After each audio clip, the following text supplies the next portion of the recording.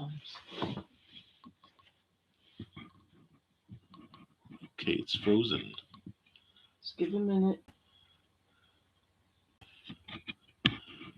Shabbat Shalom. I've just been told that I'm going live, and dealing with this every week has been a little rough sometimes.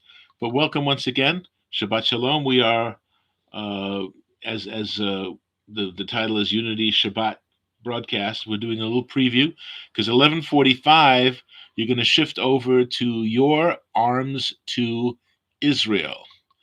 And when you go on their website, you're going to click on the medallion and the upcoming event. We're all going to be involved in this. There's 6 different congregations involved, and so we want to do this on a regular basis where we all come together and pool our resources and present a united front for all to see that we're working together and we're doing what Yahuwah, the eternal Yah, would have us do this day. So again, this is the third time, and the second time was better than the first, and this is the third. So we should be showing some signs of improvement still and getting all the technical aspects there. So again, today is a somber day. It's September 11th, and ironically, here in New York, the sky is an amazing blue. It feels almost like it did 20 years ago when I was in Manhattan at the time. And the conspiracy theorists may say, "Well, it never happened," or "It was this or that." The result is that it was a bad thing. It was a bad thing, and it was a very real event. Believe me. So it's September 11th, which is the 28th day of the 6th month, and it is also the 6th day of the wood offering. And if you read last week's teaching, I gave you all the ins and the outs about what that represents. The offering of the wood for the altar. This wasn't wood being collected to make cabinets or chairs and tables. This was wood for the purpose of fire and blood. And we went through all the different. Well, we went through some prime examples. Primarily, of course, Messiah on the execution stake with the fire, with the blood on the wood, and the first Passover, which was again the blood on the wood doorposts and lintels, and also with Avraham, as he went to the binding, the Hakidah, with regards to offering his son Yitzhak. They had the wood, they had the fire, but where's the sacrifice? And Yahuwah, Yirah, the Lord's provision, will be seen and evidenced. And Messiah fulfilled that purpose as well. And this is the 6th day, and each day there were 2 tribes making their offerings. Today is the final offering. Tomorrow is officially the closing ceremony, the closing assembly, and it's the days. The first day was Levi and Yehuda, the priest and the king tribes. The second day was Yosef, and Ephraim and Manasseh are represented there, and Benjamin, which were with the sons of Rachel. So today is Dan and Naphtali, the 2 final tribes. And ironically, they represent. Dan is referred to as a serpent making its way, making a path, going this way and going that way. And Naphtali is a deer. And I think of the psalm which says, as the deer pants for the waters, so my heart pants for you. So this again, as we conclude this offering, Shabbat Shalom, William. Um, we are reminded of the imagery of the various tribes. And then again, next Wednesday, is Yom Teruah, the first day of the 7th month, and it's also known as the Feast of Trumpets, or some rabbinically trained folk still refer to it as Rosh Hashanah. Whereas Rosh Hashanah, the true head of the year, the beginning of the year, was in the spring, the beginning of Aviv, which is how we've been calculating the dates, which is why for some we might be a little late, because I believe that there are some who will be celebrating Yom Kippur, or Kippurim actually, on Wednesday leading into Thursday. So we're going according to what we believe is an accurate reckoning of the time on the plates of Hashemayim, of the heavens revealed. Okay, so Yom Teruah will be next Wednesday. So our midweek midrash will be a special teaching on Yom Teruah and all the things that it's referred to as the Feast of Trumpets, but it's also the day of the awakening call for our assembly. So it is an important concept to get and to understand because it comes at the culmination of the Bikurim, of the first fruit celebrations and the wood celebration, and it is sort of our graduation day. That's the day where we are acceptable to Yah, where we will be gathered together with Him, as Yom Teruah represents the resurrection from the dead and the gathering together with Yahusha, Yeshua HaMashiach. So again, that's the plan for the day, and the upcoming weeks, and then the following week we will be Yom Kippurim, and then Sukkot, the Feast of Tabernacles, concluded with the eighth day, the Shemini Atzeret. So we have a lot in store for you, kind ladies and gentlemen, and brothers and sisters, guys and gals, and we got a lot coming up. And today, in this Unity Gathering, I'll actually be speaking today and talking about touching on this. Um, and Also the idea that Yom Teruah is a time to remember. It's a day of remembrance, Zachor, and which just so happens that this coincides with September 11th. Next year for Yom Teruah and the Sabbath before, it's not going to be on the 11th of September. So it's fortuitous, if you will, that it falls on this day of remembrance, of sobriety.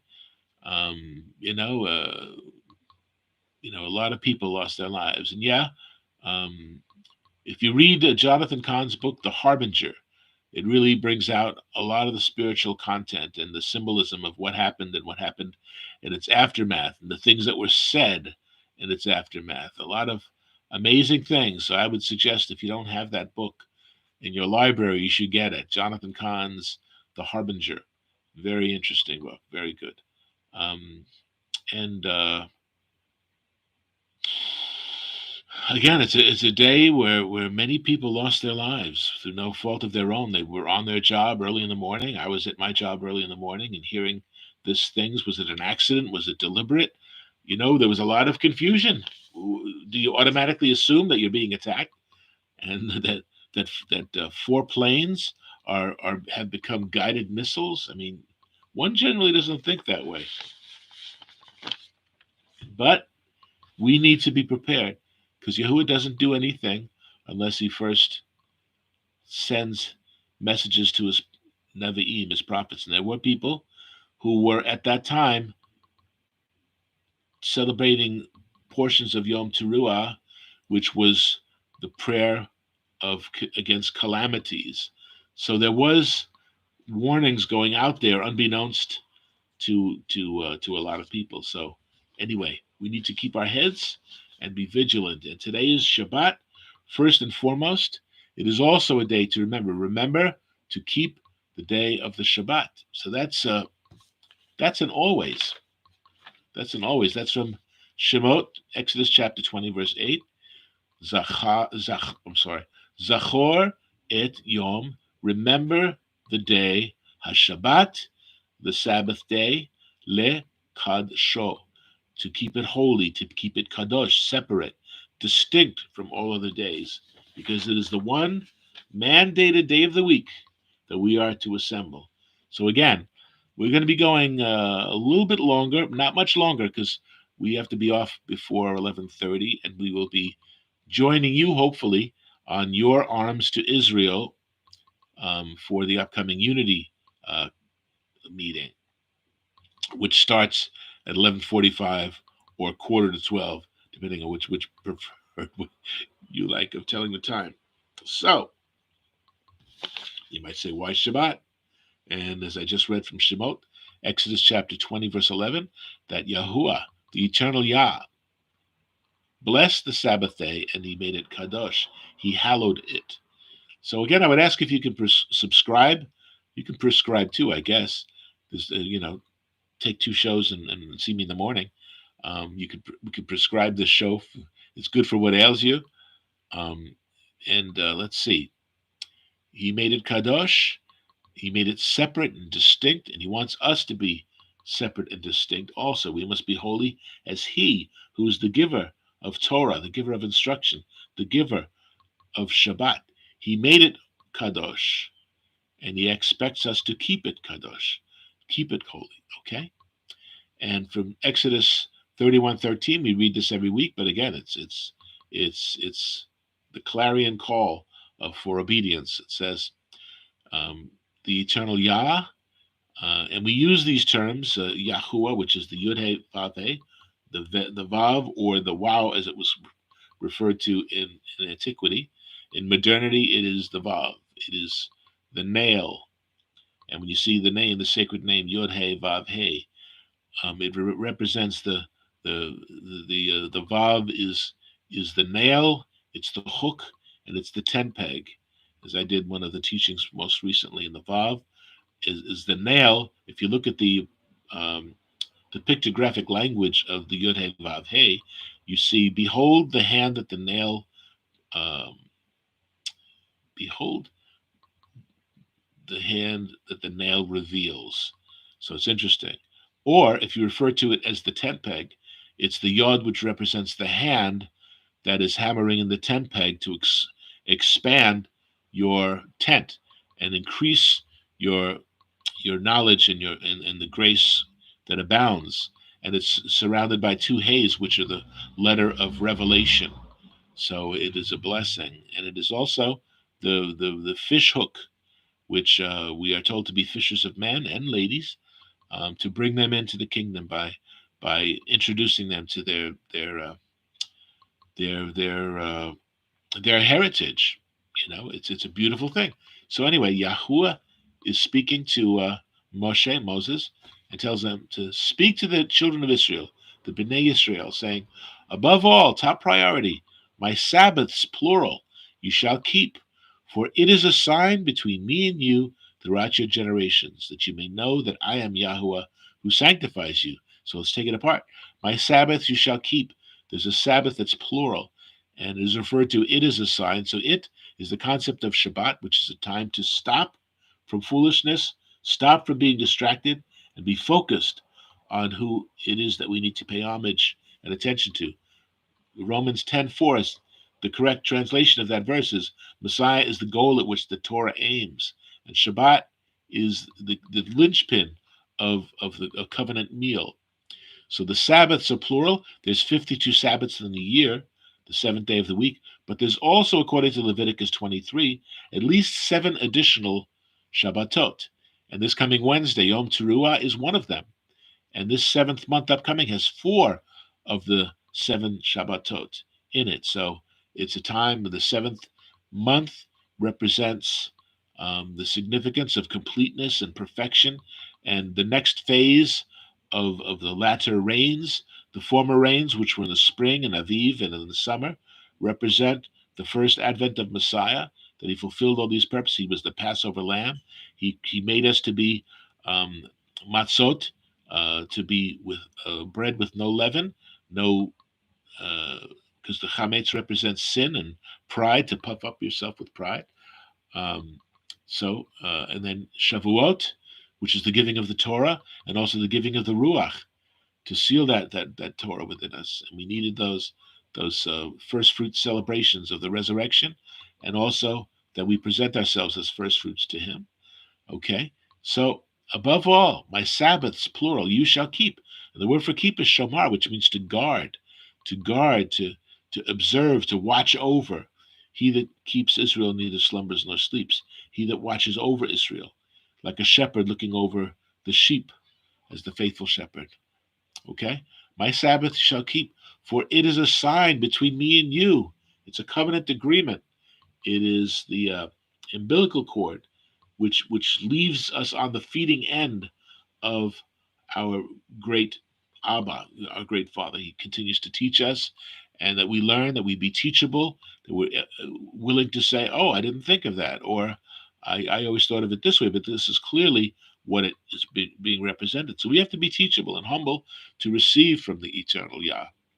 It is a sign between me and you throughout your generations. So there's no expiration date. It didn't, that cursed word dispensation, which is misunderstood.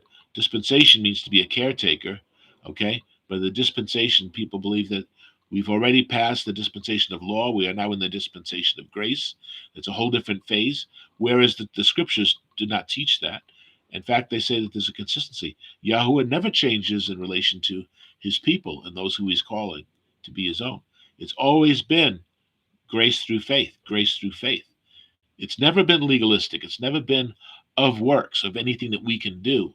Once we have been saved, we don't produce works so that we can be saved. We produce works because we are saved. We don't do it to gain his attention and his approval. We do it because we have it. And that's it. That's how we walk that walk, the halakha. How do we walk? How do we conduct ourselves? What is the ethic of the scripture? What is it? It's imperatives in our lives, and that's where the learning comes in. So between us and him throughout our generations for always, and we do it so that we might know and not guess or assume. We know that he is the eternal. I am, Eyeh Asher Eyeh. I am that I am. That I am Yahuwah who sanctifies you. He's the one that approves us. His is the seal of approval that we seek, and it's beautiful when we put things in perspective and put them in their proper order. Seder, the Passover meal at the beginning of the year is called the Seder, the order, and we need to have things in order. We don't take things out of place, and that's where people get confused or sidetracked because they put something in front of another that doesn't belong there. You look at the train, you don't put the caboose in front of the engine, right? So let us put things in their proper order. And regarding Shabbat, I like to also turn to Yeshayahu, Isaiah 58, verses 13 to 14. Remember how the book of Isaiah begins where Israel is wayward. They're doing all these different things which they're supposed to be doing, but they're not involved in it. They're doing it as an obligatory gesture, and they're doing it with blood on their hands, essentially, as Yahuwah says. I hate these things that you're doing, but you told us to do them. Yeah, but the way you're doing them is all wrong. It's insulting to me. It's insulting to me. It's like my wife and I's wedding anniversary. So I bring home a whore on our anniversary day. Well, I'm remembering the anniversary. I'm improvising. That might be a pretty stark thing to say, but that's basically what it is because Yahuwah throughout the Tanakh, when Israel rebels, he calls them a bunch of adulterers, calls them a bunch of unfaithful brides that he took in as virtuous, pure, and clean virgins. Anyway, so here we go. So now Isaiah 58, as he continues to make us aware of our failures, which we perpetrate through our religious observances, not his observances. The Moedim, the appointed times, the feast days of Yah, are his, and he invites us to participate in them. And we have to have the right attitude, the right mindset, the right spiritual pedigree to do so.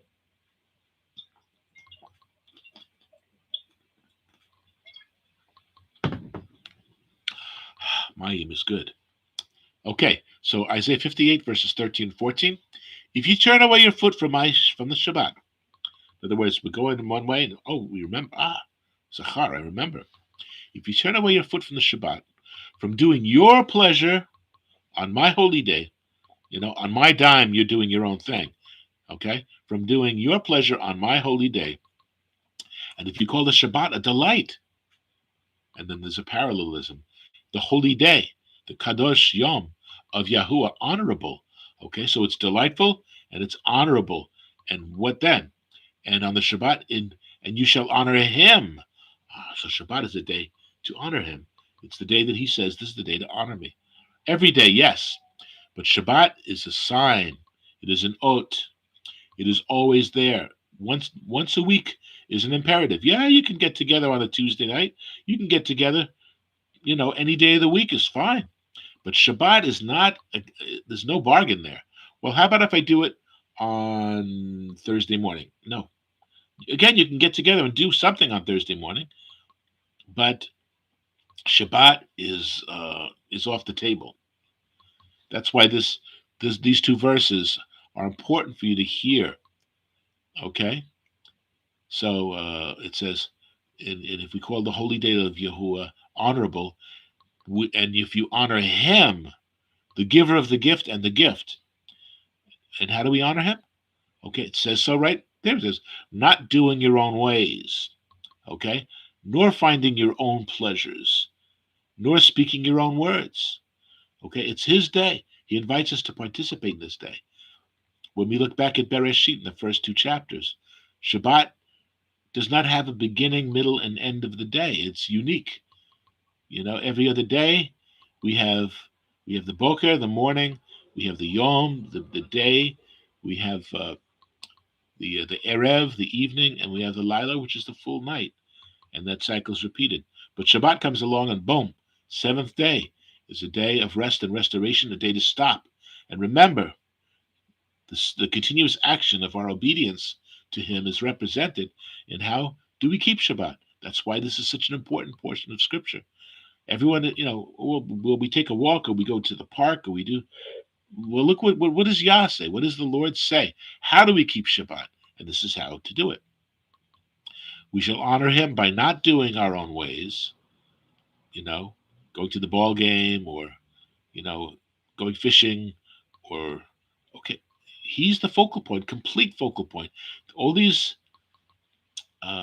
ancillary events are unnecessary on Shabbat. It's his day. We need to engage in him and each other with these things. Not doing your own ways nor finding your own pleasures.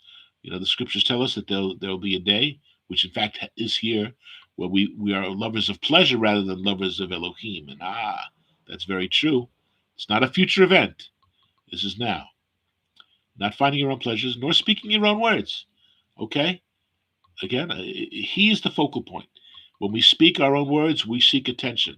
Excuse me, I've got something to say. Okay, let me just step on this soapbox, and I'm going to tell you a few things. No, unless we're speaking his words, that might be the exception, right? We don't speak our own words. We don't find our own pleasures because we're focused. We're focused on Yahuwah. We're focused on him and what he has to offer us as we enter into the Berit on our weekly adventure of life. Okay, and not nor speaking your own words. Then you shall delight yourself in Yahuwah. Okay, so the gift is delightful, right? Call the Shabbat a delight. Okay, and the giver of the gift is delightful. Okay, you shall delight yourself in Yahuwah, in the eternal, in the Lord, if you will. And I will cause you to ride on the high hills of the earth. Okay, that's a place of esteem, of honor, that he's honoring us who do this, who honor our contracts, who back it up, who don't try to get out of our contracts, who don't try to weasel or like with the wealthy have ways of avoiding paying taxes, the little dodges here and there, and they're all legal.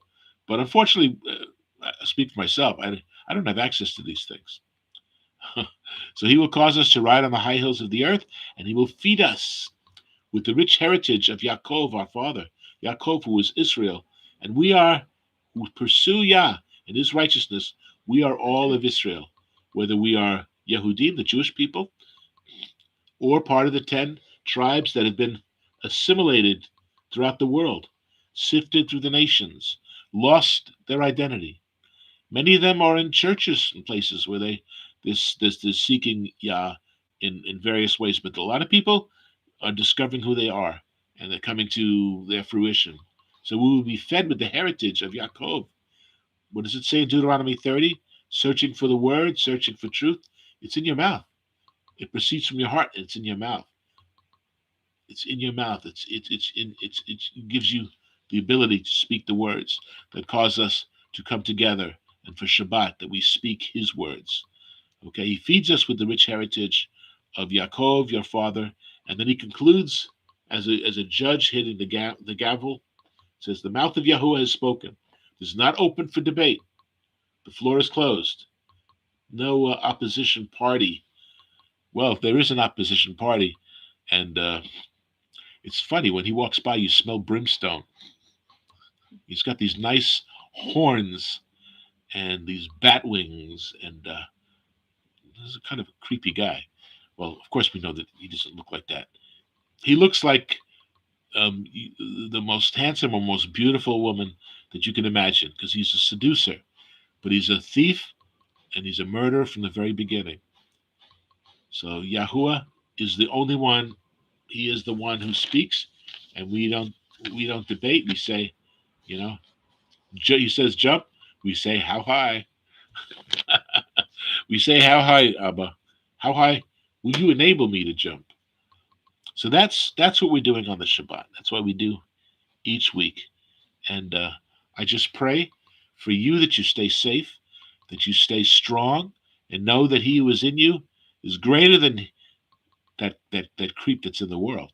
That's all under His sway. When we see the wickedness and foolishness of this world, that's because we've abdicated our responsibility.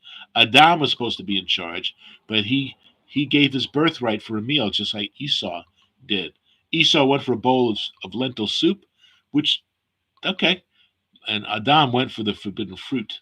And so we are what we eat.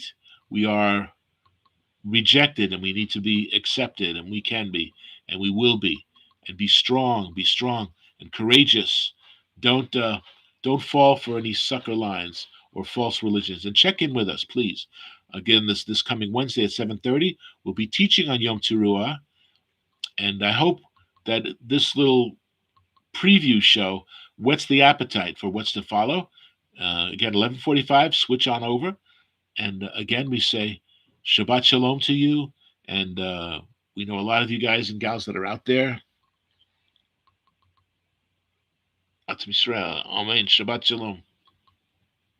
And I'm getting to know some of you guys and gals with the chats, but please give us the occasional thumbs up and subscribe if you will, and check in with us. And we'll be back for our fuller service next Shabbat, Yahuwah willing, when we will be talking about Yom Kippurim, the Day of Atonement. So we're on top of the Moedim on the holy days, and we do them before they arrive, so that we can instruct, and that you'll be fully engaged in all the symbolism and the representation, so that you can actually enjoy the Moedim when they finally arrive. So we say Shabbat Shalom and Lahitraot. We will see you soon, and we love you. Thank you for your for your for your faithfulness and checking in with us from time to time.